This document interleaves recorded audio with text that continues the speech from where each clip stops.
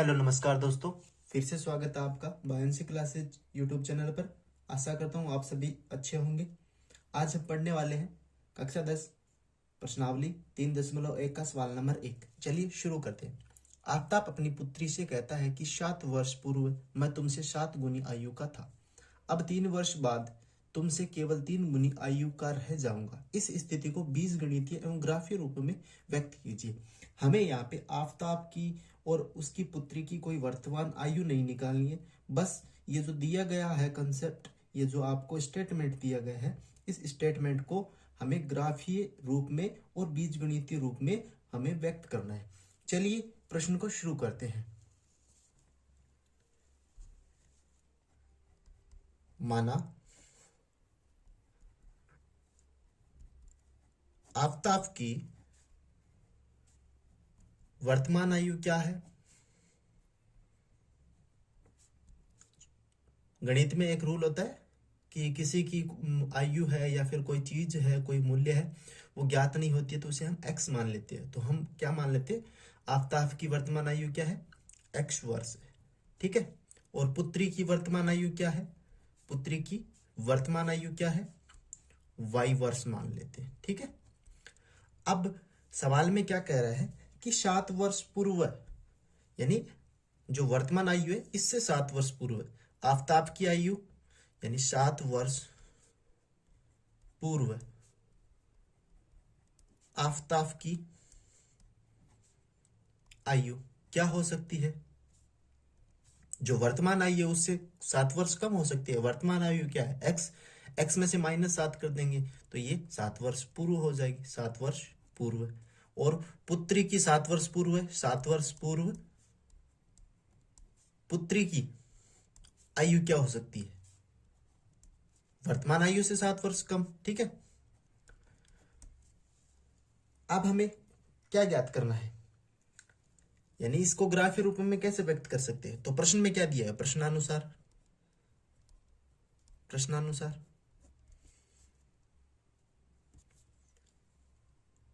7 वर्ष पूर्व में तुमसे 7 गुनी के आयु का था, यानी आफ्ताब की आयु क्या है 7 वर्ष पूर्व, x -7, और उसकी पुत्री की आयु क्या है, y -7। अब दोनों को बराबर करना है तो 7 से गुना किसको करना पड़ेगा, आफ्ताब की आयु को या फिर पुत्री की आयु को। पुत्री की आयु से 7 वर्ष गुना, वो आफ्ताब है वो अपनी पुत्री से 7 गुना था, तो पुत्री की आयु से हम क्या करना पड़ेगा, 7 गुना करना पड़ेगा। अब इसे सोल्व करते हैं तो x -7 बराबर 7 का y से गुणा 7y, 7 का 7 से गुणा 7 7 49। ठीक है। अब इस 7y को मैं इधर लाऊंगा तो x -7y माइनस प्लस का है तो माइनस इधर आएगा तो माइनस का हो जाएगा, बराबर -49। अब इस 7 को माइनस का ये 7 है वो इस साइड जाएगा तो x -7y है वो किसके बराबर हो जाएगा, ये माइनस का 7 इस साइड जाएगा तो प्लस का 7 हो जाएगा। तो 49 प्लस 7, तो 49 में से 7 प्लस होंगे, यानी प्लस माइनस क्या होते हैं, संख्या घटती है, तो कितने बचेंगे, -42 बराबर x -7y। ठीक है। इसे मैं मान लेता हूं समीकरण 1। ठीक है। अब हमें समीकरण 2 ज्ञात करनी है। तो सवाल में क्या दिया है, अब यानी वर्तमान में 3 वर्ष बाद, यानी 3 वर्ष बाद तो आफ्ताब की आयु क्या आ जाएगी, x+3, वर्तमान की आयु से 3 ज्यादा, और उसकी पुत्री की आयु क्या हो जाएगी, y+3। ठीक है, 3 यानी वर्तमान आयु से 3 ज्यादा हो जाएगी। ठीक है। अब ये है आफ्ताब की आयु पुत्री की आयु के बराबर करना है, तो आफ्ताब अपनी पुत्री से 3 वर्ष बाद कितना हो जाएगा, 3 गुना हो जाएगा। अब इसका सॉल्यूशन करते हैं, दूसरी समीकरण लानी है तो 3 वर्ष बाद आफ्ताब की आयु क्या हो जाएगी, x+3। ठीक है। और उसकी पुत्री की आयु क्या हो जाएगी, y+3। आफ्ताब की आयु है वो पुत्री से क्या है, 3 गुना है, तो 3 से पुत्री की आयु है वो 3 गुना कर देंगे। ठीक है। तो आफ्ताब की आयु और पुत्री की आयु क्या हो जाएगी, इक्वल। ठीक है। अब इसे सोल्व करते हैं, 3 का गुणा y से 3y हो जाएगा, 3 का गुणा 3 से 9 हो जाएगा। ठीक है। अब x+3 बराबर 3y बराबर +9, ये 3y इस साइड आएगा तो x -3y हो जाएगा, बराबर ये 3 है, प्लस का इस साइड जाएगा तो -3 हो जाएगा। ठीक है, इससे सोल्व करेंगे तो 9 में से 3 चला जाएगा तो 6 बचेगा। ये हमारी क्या होगी, समीकरण नंबर 2 होगी। अब इन समीकरणों को हमें क्या करना है, ग्राफ के रूप में दर्शाना है। तो चलिए मैं इसे ग्राफ पे दर्शाता हूँ। ठीक है, दोनों समीकरण मैंने ग्राफ में उतार ली है। ठीक है, चलिए सॉल्यूशन करते हैं। समीकरण पहले 1 नंबर समीकरण का करते हैं। समीकरण 1 से x माइनस 7y बराबर 42। ठीक है, x को इस साइड ले जाएंगे, माइनस का 42 है तो -7 बराबर -42, प्लस का x है वो इस साइड जाएगा तो -x हो जाएगा। ठीक है, अब इन दोनों में देखो यहाँ पे एक कॉमन है और यहाँ पे भी एक है। ठीक है, हम क्योंकि गुणा में एक मान सकते हैं दोनों के। ठीक है, तो दोनों में एक कॉमन है तो मैं यहाँ से कॉमन ले लेता हूँ -1। अंदर क्या बचेगा, यहाँ पे 42 बचेगा और यहाँ पे क्या बचेगा, प्लस का x बचेगा। अब प्लस का x क्यों बचेगा, क्योंकि माइनस का 1 है वो हमने कॉमन ले लिया तो यहाँ पे क्या बचेगा, प्लस का x। ठीक है, अब हमें y निकालना है तो ये इसके गुणा में कितने हैं, 7 है तो वो इस साइड आ जाएंगे। इस साइड आएंगे तो वो क्या में भाग में आ जाएंगे। इस साइड आएंगे तो किस में हो जाएंगे, भाग में हो जाएंगे। ठीक है, तो हमारे पास क्या आ गया, y की वैल्यू आ गई। प्लस से माइनस से माइनस कैंसिल आउट हो जाएंगे। ठीक है, तो y बराबर हमारे पास क्या आ गया, 42 प्लस x बटा 7। अब हम यहाँ पे ये जो समीकरण हमें मिली है, इस समीकरण में x का आप अपने मन से कोई भी मान रख दीजिए, y की वैल्यू आ जाएगी। ठीक है, और हमें ये जो भुज है और जो कोटि है वो इसमें बना लेंगे। ठीक है, ये x है, ये y है। x की वैल्यू मैं अगर यहाँ पे 1 रखता हूं, यानी x बराबर 0 रखता हूं, तो हमारे पास y बराबर क्या आएगा, y बराबर यहाँ पे मैं 0 रखूंगा तो क्या बचेगा, 42, तो 42 बट्टा 7 यानी कट जाएगा तो 6 बचेगा। ठीक है, तो x बराबर 0 रखने में हमें क्या हुआ, y हमें कितना हुआ, 6 प्राप्त हुआ। ठीक है, 2 रखूंगा तो ये 44 हो जाएंगे जो 7 से नहीं कटेंगे। 3 रखूंगा 45, 4 रखूंगा तो हमें कितना रखना पड़ेगा, 7 रखना पड़ेगा ताकि भाग पूरा पूरा लग जाए। ठीक है, तो x की वैल्यू मैं 7 रखता हूं तो 42 प्लस 7 कितने हो जाएंगे, 7 7 49, 49 में 7 का भाग लगाऊंगा तो मेरे पास y की वैल्यू कितनी आ जाएगी, 7 आ जाएगी। ठीक है, तो y की वैल्यू हमारे पास कितनी आ जाएगी, 7। ठीक है, और x की वैल्यू हम 7 रखते हैं क्योंकि हमें पॉइंट वाले नहीं लेने हैं, हमें केवल और केवल पूरे पूरे भाग जाए वो हमें संख्या लेनी है। ठीक है, अब इसी प्रकार हमें 14 रखना पड़ेगा आगे। ठीक है, ताकि भाग पूरा पूरा चले जाए। जब x की वैल्यू मैं 14 रखता हूँ, 42 में 14 रखता हूँ तो 56 हो जाता है। 14 और 42 कितने हो जाए, 56। 56 का 7 में भाग लगेगा 8 बार। ठीक है, तो हमारी वैल्यू कितनी आ जाएगी, 8। ठीक है, पहला समीकरण का सॉल्यूशन हो गया। अब समीकरण 2 है, इसका सॉल्यूशन करते हैं। समीकरण 2 हमें क्या दी हुई है, समीकरण 2 से x माइनस 3y बराबर 6।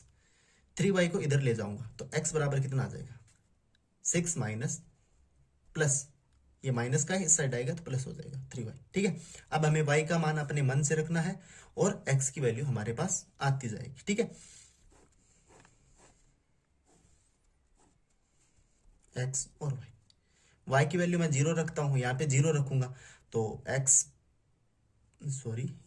y बराबर 0, तो x हमारे पास कितना आ जाएगा, 6 प्लस यहाँ पे 3 और यहाँ पे गुणा में 0, तो 3 का 0 से गुणा होगा तो 0 हो जाएगा, तो x बराबर हमारे पास कितना आ जाएगा, ठीक है 0 आ जाएगा। तो x बराबर हमारे पास कितना आया, 0 आया। ठीक है, तो y की वैल्यू 0 रखने पे x बराबर कितना आया, 6 आया। ठीक है, जब y की वैल्यू मैं 1 रखता हूँ, y बराबर क्या रखता हूँ, 1 रखता हूँ, तो x बराबर अब मेरे पास कितना आएगा, 6 प्लस 3 गुणा 1, तो 3 का 1 से गुणा 3 हो जाएगा, 3 6 में ऐड होगा तो 9 हो जाएगा, तो x बराबर हमारे पास कितना आ जाएगा, 9। ठीक है, जब y की वैल्यू 1 रखती है तो 9 आ जाते हैं। y की वैल्यू मैं 2 रखता हूं तो मेरे पास x की वैल्यू कितनी आ जाएगी, 6 प्लस 3 मल्टीप्लाई 2, 3 मल्टीप्लाई 2 6, और 6 में 6 ऐड करेंगे तो हमारे पास x की वैल्यू कितनी आ जाएगी, 12। यानी जब y की वैल्यू मैं 2 रखता हूं तो x की वैल्यू कितनी आ जाएगी, 12। ठीक है, तो y की वैल्यू 2 रखने पे x की वैल्यू 12 आ जाती है।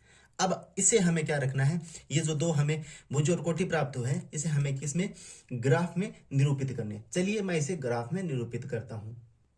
यहाँ पे जो हमें पीछे मान प्राप्त हुए थे वो मैं यहाँ पे लिख के रखे ताकि हमें कोई प्रॉब्लम ना हो। ठीक है, चलिए मैं इसे ग्राफ में रखता हूँ।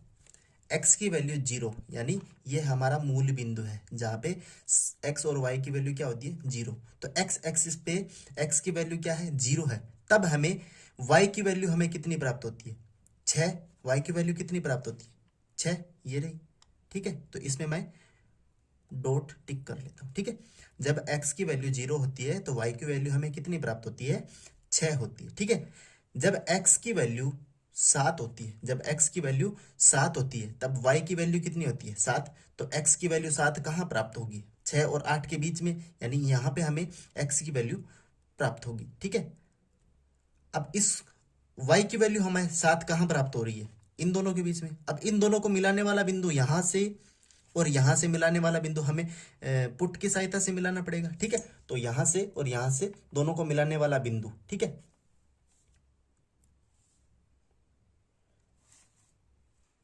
यहां पे प्राप्त होगा, ठीक है। थोड़ा हमें यहाँ पे ध्यान से मिलाना है ताकि लाइन खींचते वक्त जब दोनों की स्ट्रेट लाइन बनाए तब प्रॉब्लम ना आए, ठीक है। ये यहां पे प्राप्त होगा, ठीक है, ठीक है। ये हमारा दूसरा बिंदु हो गया, ठीक है। अब जब x की वैल्यू 14 होती है, यानी ये रही, तो y की वैल्यू कितनी होती है, 8 होती है, ये रही 8 y की वैल्यू। और जब x की वैल्यू कितनी होती है, 14, तो दोनों को मिलाने वाला बिंदु यहां पे, ठीक है।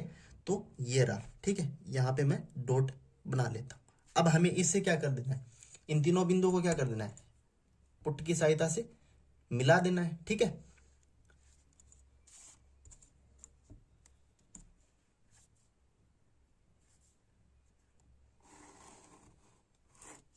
और इस रेखा पे हमें वो समीकरण लिख देनी है, ठीक है। हमारे पास समीकरण क्या प्राप्त हुई थी,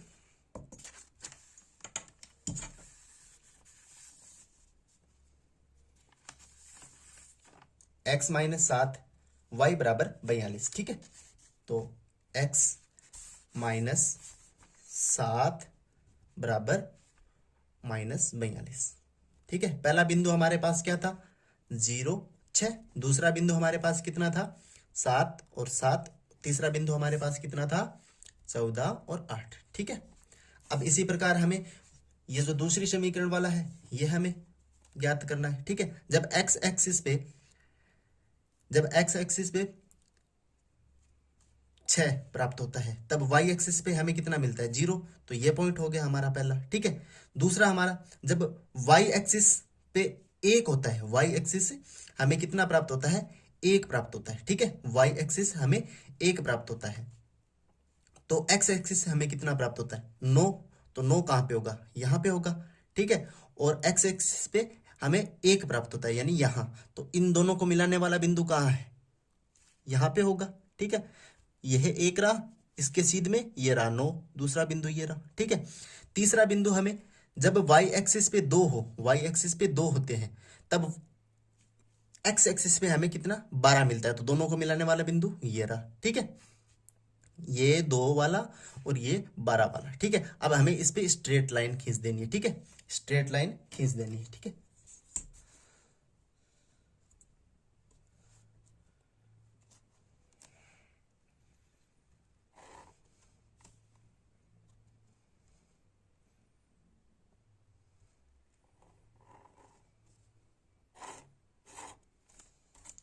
पहला बिंदु हमारा क्या था,